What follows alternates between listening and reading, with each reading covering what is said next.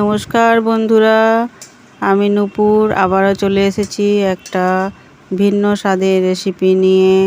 তাহলে চলো কি সেই রেসিপি দেখে নিই।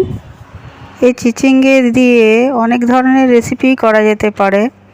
তো আজকে যেটা আমি করব সেটা হলো চিচিঙ্গে পোস্ত। এটা যেমন ভাতের সাথেও খাওয়া যেতে পারে, রুটি পরোটার সাথে তো খাওয়া যেতেই পারে। তাহলে দেখো আমি প্রথমে কি করলাম। চিচিঙ্গেগুলোকে প্রথমে আমি ছুরি দিয়ে গাটাকে ভালো করে চেঁচে নিলাম। এবার কুচি কুচি করে কেটে নিলাম। এইভাবে সবকটা চিচিঙ্গে আমি কেটে নিলাম। ও যেটা তোমাদের আমি বলতে ভুলে গেছিলাম, সেটা হলো যে চিচিঙ্গেগুলোকে আমি গাটা চেঁচে নিয়ে আমি ধুয়ে নিয়েছিলাম, সেই জন্য আমি আর এখন ধোবো না। তাহলে এবার সরাসরি রান্নাতে চলে যাই। এদিকে কড়াইতে তেল গরম হয়ে গেছে, তাতে কিছুটা কালো জিরে ফোড়ন দিয়ে দিলাম। এবার কেটে রাখা চিচিঙ্গেগুলো তাতে দিয়ে দিলাম। সব কটা চিচিঙ্গে তাতে দিয়ে একটু নাড়াচাড়া করে পরিমাণ মতো নুন দিয়ে দিলাম।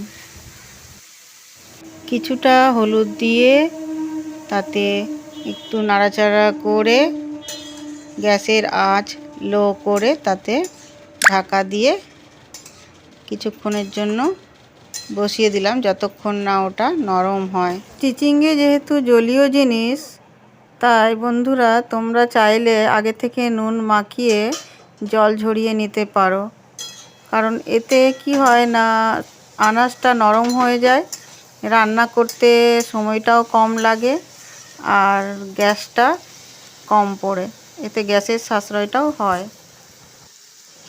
এবার খানিকটা পোস্ত বাটা দিয়ে কিছুক্ষণ নাড়াচাড়া করব। বন্ধুরা এখানে একটা কথা বলার আছে, অনেকেই পোস্ত সাদা সাদা খায়। তো তোমাদের যদি কারো ইচ্ছে হয় যে পোস্ততে হলুদ দেবে না, সাদা রাখবে, তাহলে রাখতে পারো। এবার চিনি মিষ্টি যে যেমন খাবে পরিমাণ মতো মিষ্টি দিয়ে আর একটু দুটো তিনটে কাঁচা লঙ্কা দিয়ে নাড়াচাড়া করে একদম শুকনো শুকনো করে নামিয়ে নেবে। এবার ওপর থেকে কিছুটা কাঁচা সর্ষের তেল ছিটিয়ে ঢাকা দিয়ে রাখবে। এখানে আমি কাঁচা সর্ষের তেল দিলাম না, কারণ আমার বাড়িতে খুব একটা কেউ ভালোবাসে না। এরপর যদি কোনোদিনও আমি চিচিঙ্গের রেসিপি নিয়ে আসি, তবে আমরা চিচিঙ্গির উপকারিতা সম্বন্ধে আমরা আলোচনা করব। আজ তবে এইটুকুই, দেখা হচ্ছে পরবর্তী ভিডিওতে।